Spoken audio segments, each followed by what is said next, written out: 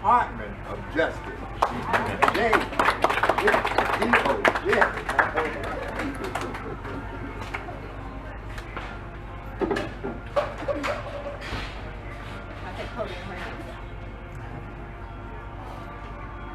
Good evening, and thank you to everyone who is watching. We appreciate you joining our press conference. I'm representing the Department of Justice, and this press conference will be on the new ruling regarding stand your ground laws. The stand your ground laws are self-defense laws that allow armed individuals who believe they are in imminent danger to use deadly force, and they have gained negative attention in recent years due to the misunderstanding and misapplication of the law from its original use. In order to effectively discuss these laws, we must understand the concept of duty to retreat. In its most extreme form, the duty to retreat states that a person who is under imminent threat of personal harm must retreat from the threat as much as possible before responding with force in self-defense. About half of the states in our great country adhere to this standard currently. The stand your ground laws essentially revoke duty to retreat. In general, stand your ground laws state that in an uncertain circumstance, an individual may use force to defend him or herself without first attempting to retreat from the danger. The original purpose behind these laws was to remove confusion about when individuals can defend themselves and eliminate the prosecution of people who legitimately and reasonably use self-defense even though they did not first attempt to retreat from the danger. In many states that encompass the stand your ground laws, a claim of self-defense under stand your ground offers immunity versus an affirmative defense. And what this means is, instead of presenting a self-defense argument at an assault trial, the individual could claim self-defense and avoid a trial altogether. Currently, there are differences between states on whether this law applies to instances of lethal force. Some states maintain that people still have a duty to retreat when deadly force is involved, while other states completely remove the duty to retreat in all circumstances. Stand your ground laws are commonly criticized due to their vague nature and what many people see as racial bias. While it is admirable that these laws seek to protect the rights of people who are being attacked, reform is absolutely needed because of the many issues surrounding the current form of the law and the way that it's being applied. The reality is that the way the law is commonly interpreted is that someone can kill without consequence, whether they provoke the altercation or not. There are more than enough cases that have been publicized, as I'm sure you know, that support this misinterpretation and have resulted in senseless loss of life. Therefore, effective immediately, the Department of Justice has stepped in, and beginning on the first of the year, stand your ground laws will be revoked in every single state. Just to clarify, on January 1, 2019, all citizens will have a duty to retreat. Stand your ground laws will no longer be a method of immunity from trials altogether.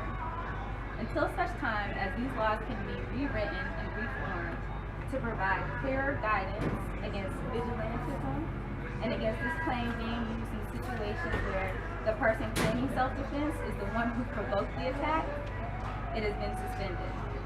The Department of Justice recognizes that this is a state-level issue, as states have been allowed to choose how much, if any, stand your ground laws apply. However, because of the overall detrimental effects it's having on society and the way that it's being applied, the federal government is stepping in and overruling this option at the state level. Our duty as a government is to protect the people. When the law gets twisted and is used for vigilantism or some illegitimate or unreasonable situation, and it results in loss of life, it undermines the effectiveness of our government and it undermines the effectiveness of law enforcement. Senseless loss of life due to situations like parking lot disputes or provoked attacks where the person claiming self-defense is the one who provoked the attack is unjust. There have also been countless cases where citizens intended to ask for help, but because of fear of the unknown, people tend to shoot first and want to ask questions later. While this certainly does not represent every single case of stand your ground, we cannot support these exponentially growing situations without reform. There is a reason why officers of the law must be trained and retrained regularly, especially now, to handle situations effectively and, if possible, avoid using legal force. Law enforcement as a whole is by no means perfect, but they are in constant training to do better. So we ask you, our citizens, to rely more on law enforcement in situations of danger, because stand your ground will be no more. I'm Victoria Harris with the Department of Justice, and we will now take questions from the press. Yes. Ms. Sanders, as a colleague of Ms. Sanders, does the president plan to use an executive order to block this change? Yes, there is an executive order coming in January that will block this. You know, you said the Department of Justice will be making a change, so stand your ground will be eliminated. Yes. And my question is, does the president plan to use his executive order to block the change? Yes, the president is in support of this decision. He plans to issue an executive order. To support it and not block it. Oh, Is that correct? No, so you know. Sorry, bring it down. I am assuming I'm that already I am assuming that the president is not in support of repealing this ruling, Okay, why is that your assumption? because of everything else that the president has supported. So I am assuming that he did not wish to block it. Okay. Start over. I'm sorry. So the president is in support of this law, The president is in support of reform. of reform. Thank you. Yes. Yes, ma'am. Is there a penalty in place for the state? Is there a Sorry, Keisha Whitehurst speaking. Is there a penalty in place for the states that do not go along with this? There will be no penalty because there will be no choice. The states will be forced to go along with this. They will not be able to use this and say, I'm not going to arrest somebody because they said stand your ground. That does not, there will be consequences after January if the state does try to come back. Yes. Hi, I'm Zion Edwards. And when this law becomes effective, Yes. how soon will states have to Comply? apply? States will have to comply as of January. So they have a month to get it together. Will the change affect any of the cases that are now going on? Unfortunately, the cases that have already been set in motion using this, we cannot go back and retroactively correct because that is all said and done. But moving forward, anything that happens from January 1st moving forward will fall under this ordinance. Anything prior to, we won't be able to control.